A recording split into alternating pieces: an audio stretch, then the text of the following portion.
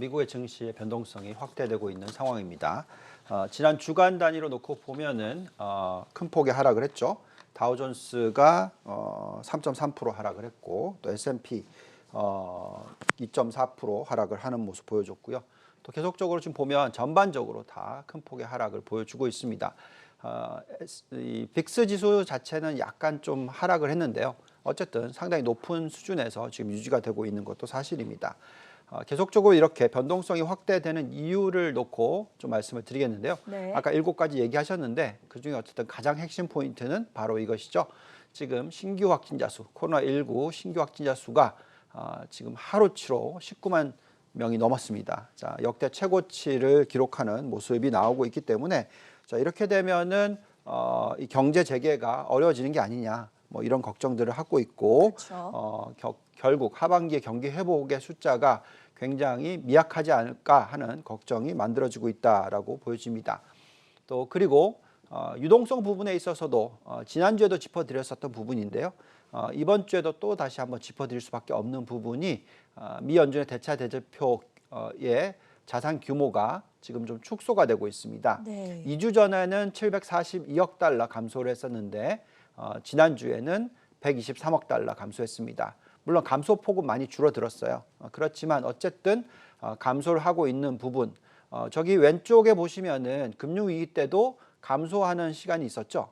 저 박스를 보시면 감소하는 구간에 재차 하락장이 나왔었습니다. 네. 큰 폭의 하락장이 나왔기 때문에 이런 모습이 나오면 시장이 하락하는 것이 아닌가 뭐 이런 걱정들을 더해가고 있는 것 같습니다. 전반적으로 어쨌든 지금 현재 상황에서는 바닥 대비해서 많이 올라왔으니까 어쨌든 쉬고 싶었는데 이런 숫자들이 나오면서 조정이 일어나고 있는 변동성이 확대되고 있는 시기입니다. 이렇게 하락장에 대한 우려가 상존을 하다 보면 이때쯤이면 저희가 해칭 전략을 해봐야 되지 않을까라는 고민이 드는데 어떤 전략을 세워보면 좋겠습니까? 네. 자, 실질적으로 제가 드릴 수 있는 답변은요. 조정은 있을 것 같으나 그 조정폭은 크지 않을 거다라고 계속 말씀드리고 있습니다. 네. 그렇지만 어쨌든 변동성이 확대가 되고 있기 때문에 어느 정도의 일정 부분 해징은 필요하다라고 말씀을 드리고 있습니다. 그래서 그 부분에 있어서 좀 자세히 짚어드릴 텐데요. 우선은 왜 조정이 있다 하더라도 그렇게 크지 않을지에 대한 부분을 좀 짚어보겠습니다. 지금 보면 이제 과거 1918년도에 있었던 스페인 독감, 자, 이 숫자를 보면서 얘기를 좀 하고 싶은데요. 지금 보시면은 스페인 독감이 2차 확산기가 나왔었을 때, 네. 보시면은 이 사망자 수가 거의 하루 2만 5천 명 돌파 정도 하는 수준, 정말 높게 올라갔었습니다. 근데 보시면은 실질적으로 2차 확산기의 조정폭은 오른쪽 박스를 보시면 다우존스가 겨우 11%밖에 조정받지 않았습니다. 그래서 바닥 대비해서 큰 폭 상승, 50% 가까이 상승을 했었고요. 그리고 나서 한 11% 정도의 조정이 왔습니다. 그만큼 사망자가 크게 올라갔는데도 불구하고 조정폭은 크지 않았다라는 것은 그만큼 계속적인 부양 정책을 쓰고 있다라는 부분이 중요하겠습니다. 근데 이번 코로나 사태를 한번 보시면은요, 오히려 2차 확산이 늘어나고 있는 건 사실인데 보시면 왼쪽 차트 보시더라도 큰 폭으로 상승하는 신규 확진자 수가 늘어나고 있습니다. 네. 근데 반면 사망자 수는 오히려 크게 감소를 하고 있어요. 마찬가지 유럽 쪽도 마찬가지입니다.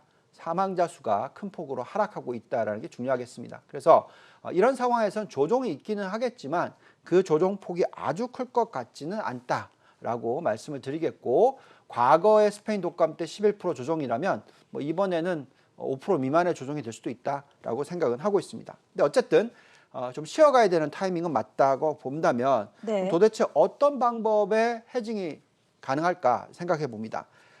만약에 하락폭이 크지 않다면 다 팔고 인버스를 사거나 뭐 인버스 레버리지를 사거나 이러면 굉장히 큰 고난을 겪을 수도 있기 네네. 때문에 그렇지 않은 다른 방법을 말씀을 드리자면 변동성에 투자하는 변동성을 투자하는 전략이 필요하다라고 말씀을 드리겠습니다. 네. 자, 변동성이라는 것은 빅스라는 지수가 있습니다. 그렇죠. 자, 빅스 지수는 S&P 500이 얼마나 변동성이 심한가 하는 것을 추종하는 그런 지수입니다. 그래서 네. 빅스 지수에 대해서 투자를 할 수 있는 방법이 ETF들이 있어요. 그래서 빅스 지수 1배짜리도 있고 2배짜리도 있고 3배짜리도 있습니다. 네. 근데 가장 적절한 것은 2배짜리 ETF를 사시는 것이 좋다라고 된다라고 말씀드립니다. 근데 그러면 이제 사야 되는 건 알겠는데 도대체 얼마나 사야 되느냐? 그러니까요. 네, 비율을 그렇죠? 어떻게 하면 예. 좋을지. 그래서 지금 100이 있다면 우리가 지금 투자해 놓은 금액이 100이 있다면 네. 저희가 지금 추천하는 것은 그 중에 한 3 정도만 예, 3 약소하네요, 정도만 그래도. 약소하죠. 3 정도만 가지고 빅스 2배짜리 레버리지 ETF를 사시면 네. 만약에 큰 폭의 하락장이 일어난다 하더라도 그 손실을 상당 부분 다 커버를 할 수 있다라고 판단이 듭니다. 자, 그럼 과거에 있었던 빅스 지수의 움직임과 그 ETF의 움직임을 놓고 좀 말씀을 드려볼게요. 지난번 이 코로나19 사태 때문에 3월 달에 폭락장이 왔었을 때 보시면은 빅스 지수가 얼마나 상승했습니까? 7배 상승을 했어요. 자, 7배 상승을 했는데 레버리지 2배짜리를 사면 네. 7배가 아니라 곱하기 2를 해야 되겠죠? 14배가 14배 되겠네요. 정도입니다. 네, 실질적으로 어떻게 움직였는지 한번 보면서 말씀을 드리면은요. 만약에 이제 97을 계속 들고 갔었다라고 네. 생각하면 그 97이 35%나 마이너스가 났겠죠? 그러니까 97 곱하기 35 하면 63 정도가 나옵니다. 근데 아까 3을 네. 레버리지 ETF를 들고 갔다. 빅스. 근데 아까 7배 올랐는데 네. 실질적으로 이 2배짜리 레버리지 ETF가 14배가 오르지 않고요. 24배나 올랐습니다. 그러니까 오버슛을 했어요. 큰 네네. 폭으로. 자, 그래서 실질적으로는 결론은 뭐가 나왔냐면 135%의 결과가 나왔다라는 거죠. 무슨 얘기냐? 하락은 했는데 실질적으로는 오히려 35%의 수익을 냈다라는 겁니다. 네네. 그래서 겨우 3%만 들고 갔는데 저런 효과가 있었다라는 것이니까 그만큼 헤징을 적절하게 할 수 있었다라고 보여집니다. 네. 만약에 만약에 실질적으로 하락을 하지 않고 오히려 그러면 상승을 했다라는 가정을 해보면 네. 예를 들어서 97이 1.1% 정도 상승을 했기 때문에 약 106.7이 되죠. 그러니까 한 6.7% 수익을 냅니다. 그리고 이 3만 투자를 했기 때문에 이건 큰 손실이 나겠죠. 그쵸. 그래서 그 부분이 1.5가 됐다고 치면 두 개를 더하면 108.2가 됩니다. 그렇죠? 그래도 100을 넘어섰네요. 그렇죠. 그러니까 결국 무슨 얘기냐면 시장이 상승을 해버리면 손실이 날 것 같이 걱정을 하지 않으셔도 되고 네네.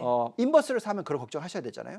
근데 이 빅스를 샀었으면 수익이 나는 부분도 지키고 그죠? 약간의 수익률만 줄어들지 큰 무리 없이 수익을 올릴 수 있다라는 게 중요합니다. 물론 아까 보여드렸던 이 24배의 수익률 이건 좀 어려울 것 같습니다. 네. 24배까지는 안 날 거고 만약에 7배가 올라간다면 레버리지 2배짜리니까 14배 정도 그렇게 계산하더라도 약 수익률이 한 105 정도까지 나옵니다. 그래서 한 5% 정도 수익을 낼 수가 있어요. 그래서 가장 중요한 방법은 이렇게 빅스를 활용해서 빅스를 해서 레버리지 2배짜리를 약 한 3% 정도만 투자해도 헤징이 된다라고 말씀을 드리겠습니다. 지난주 금요일을 놓고 말씀을 드리면은요. 네. 풀리 헤징이 되지는 않았어요. 지난주 금요일을 보시면 S&P가 2.4% 하락을 했습니다. 네. 근데 빅스 지수는 얼마나 올랐냐면 한 11% 정도 올랐습니다. 그래서 3%만 투자를 했다 그러면 실질적으로는 손실이 한 2% 정도 났다라고 보여집니다. 근데 S&P만 들고 갔었으면 2.42%인데 약 3% 정도를 빅스 레버리지를 샀었다면 2% 정도 손실이니까 그래도 어느 정도 헤징은 됐다라고 보여집니다. 네. 물론 부족하다고 보여지죠. 이것이 풀리 헤징이 되려고 그러면 이거의 한 5배 정도. 그러니까 전체 포트폴리오 한 15% 정도를 빅스 레버리지를 사야 되는 게 아니냐 이렇게 질문하실 수 있지만 네. 이게 좀 가속화가 붙습니다. 그래서 하루만 빠져서는 안 되고요. 이틀, 3일 연속으로 계속 빠진다면 그만큼 빅스의 상승폭이 커지니까 저희가 판단하기에는 약 3% 정도. 정말 많이 가져가면 한 5% 정도만 가지고도 헤징이 가능하다 말씀을 드립니다. 자, 그러면 이 레버리지 ETF 빅스가 어떤 것이 있는지 한번 보겠습니다. 네. 두 개가 있는데요.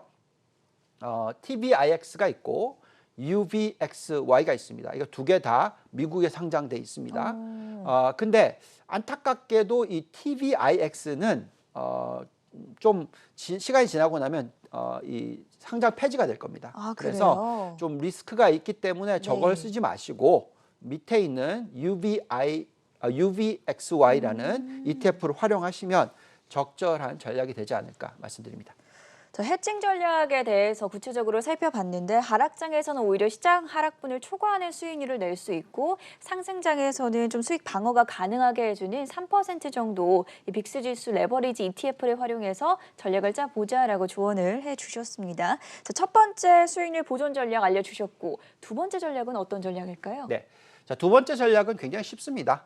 간단하게 말씀을 드리면 금을 사시라고 말씀을 드립니다. 네네. 근데 금을 그냥 사지 마시고요. 2배짜리 레버리지 ETF를 활용하시면 적절하지 않을까라는 기대를 가지고 있습니다. 자, 지금 이 코로나19 사태가 더 확산이 되면서의 시장 하락을 우려를 하지 않습니까? 그렇죠. 자, 그렇게 되면 어떻게 될까요? 미 연준이 계속적으로 유동성 부여하겠죠. 네. 굉장히 적극적인 통화 정책, 또 굉장히 적극적인 재정 정책을 쓰게 됩니다. 근데 미 연준이 금은 발행할 수 없잖아요. 그렇죠. 그런 네. 리포트도 나왔더라고요. 그렇죠. 그렇기 때문에 상대적으로 화폐의 가치가 떨어질 때는 금의 가치가 올라간다라는 게 중요하겠습니다. 그래서 과거의 이 금에 대한 사이클을 한번 보시겠습니다.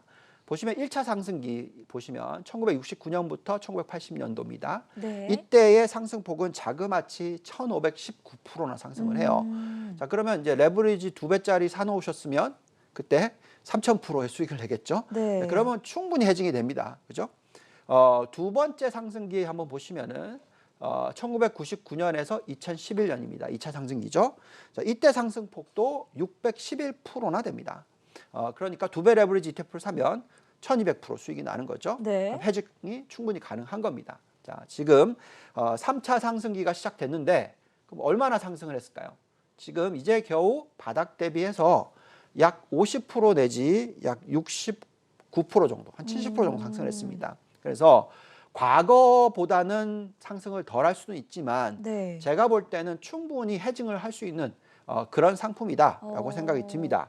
2배짜리 금 ETF를 일정 부분을 사시면 충분히 해증 가능하다고 생각을 하고 있고요. 저희가 지금 추천하는 것은 아까 말씀드렸던 빅스보다도 네. 이 금을 활용하시는 게 더 좋다라고 말씀을 드리고 있고요. 그럼 도대체 어느 정도 비중을 들고 가야 되느냐 네. 질문들이 많으신데 제 판단에는 전체 투자 금액의 약 10%에서 많이는 한 15% 정도 들고 가시면 레버리지 ETF를 활용을 하시면 적절하다라고 생각이 듭니다. 그러면 레버리지 ETF가 어떤 것이 있는지 한번 보겠습니다. 금을 추종하는 레버리지 ETF 중에서는 3개가 있는데요. 네. UGLD라는 게 있고요. 이건 3배짜리입니다. 그다음에 2배짜리가 2개가 있는데요. UGL과 DGP입니다. 이 모든 3개가 다 미국에 상장이 되어 있습니다. 근데 여기서도 안타깝게도 또 이게 3배짜리가 상장 폐지 예정입니다. 그래서 저건 조심하셔야 되고요. UGL과 DGP 저 2개를 활용을 하셔서 전체 포트폴리오의 한 10% 정도 들고 가시면 충분히 어떤 폭락장이 온다 하더라도 이 금 가지고 해징이 가능하기 때문에 활용하시는 것이 좋겠다 말씀드리겠습니다. 네, 오늘 두 가지 해칭 전략, 빅스 지수를 활용한 해지와 그리고 금 레버리지 ETF와 관련해서 이렇게 두 가지를 소개를 해주셨는데 본부장님께서는 변동성 장세는 이제 인정을 하고 가지만 대세 하락장에 접어들지는 않을 것이라고 보고 계신 거잖아요. 네. 그 이유는 어디서 찾아볼 수 있을까요? 네, 아까 앵커님께서 이 7가지 이유로 네네. 변동성이 확대될 거다라는 이유 말씀하셨잖아요. 그럼 저는 이제 7가지 이유로 왜 대세 하락장은 아니다. 인지를 짚어드리겠습니다. 네.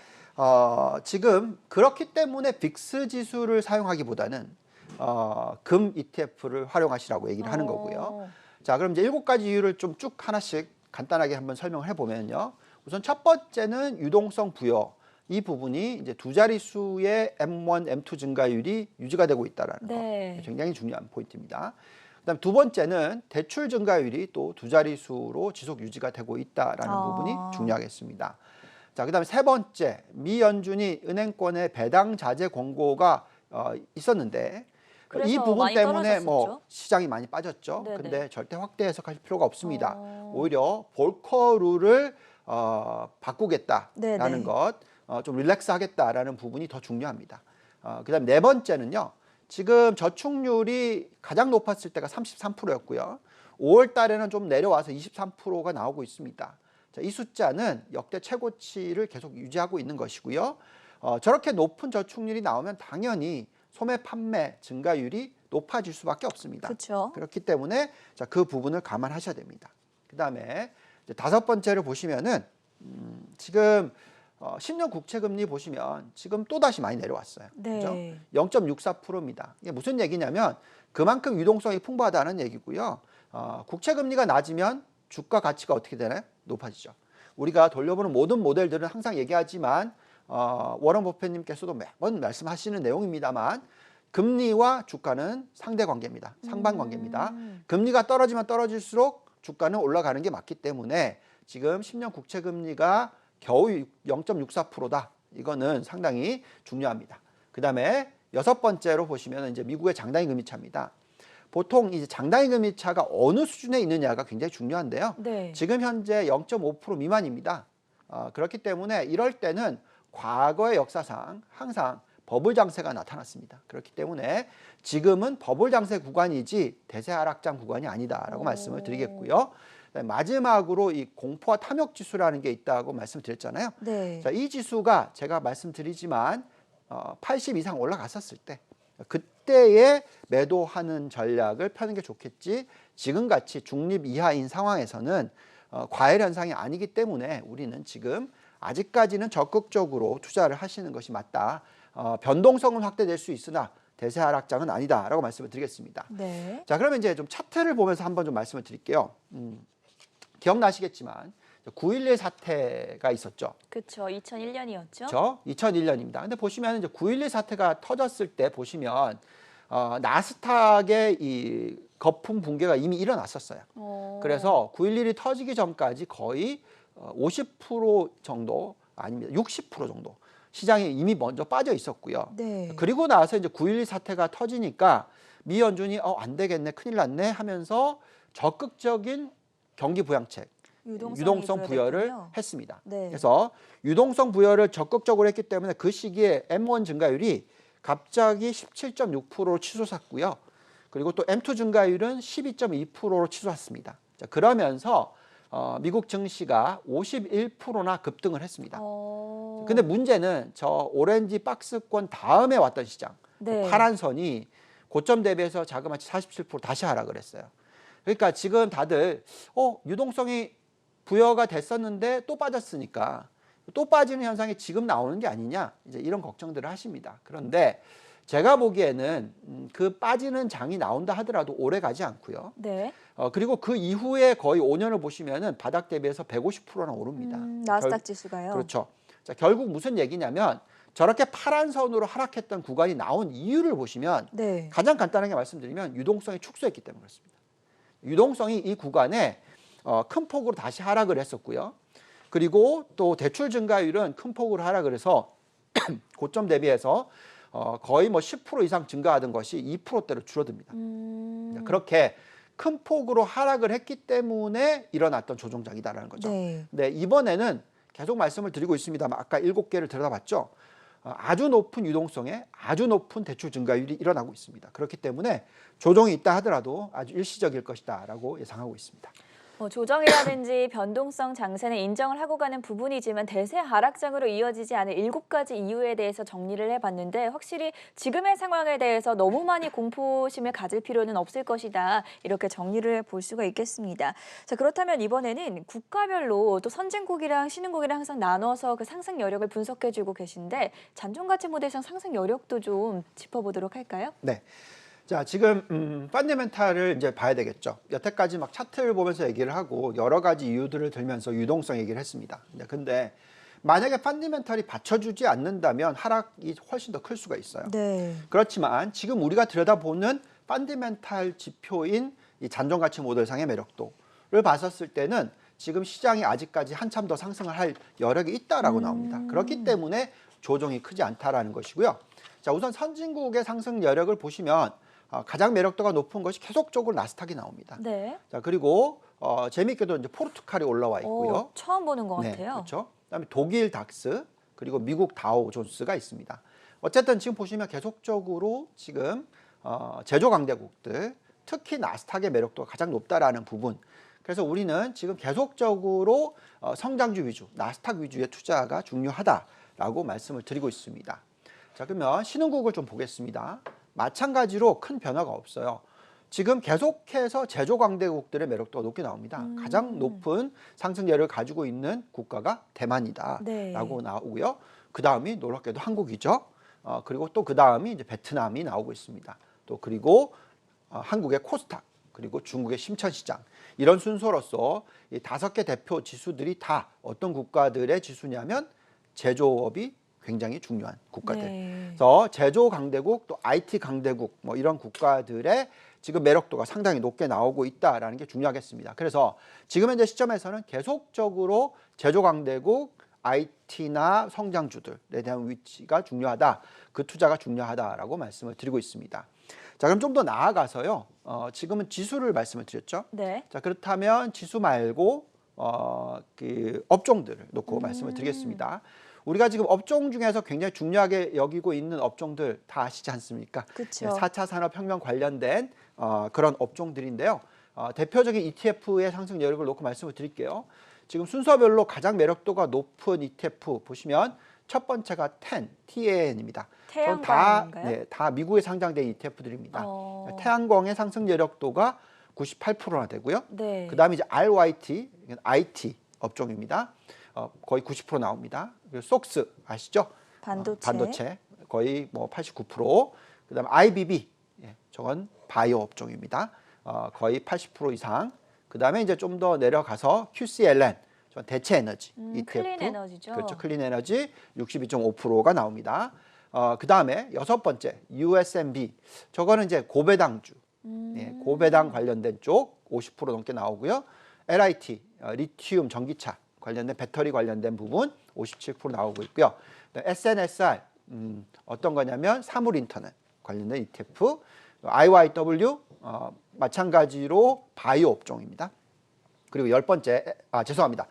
IT 업종입니다. 그다음에 10번째 네. FBT가 이제 바이오 업종입니다. 그래서 지금 쭉 10개를 말씀을 드렸는데 이 10개가 다 보시면 성장주 위주. 그렇죠. 딱 하나만 이 배당주 관련된 부분만 빼고는 다 매력도가 높게 나온다라고 말씀드리기 때문에 지금은 계속적으로 이런 펀더멘탈 기준으로 놓고 보더라도 성장주 위주의 투자가 중요하다라고 말씀을 드리고 있습니다. 산업군별로 ETF 잔존가치 모델상 상승 여력을 짚어봤는데 마지막으로 간단하게 유망 종목군들에 대해서 기업별로도 한번 확인해 볼까요?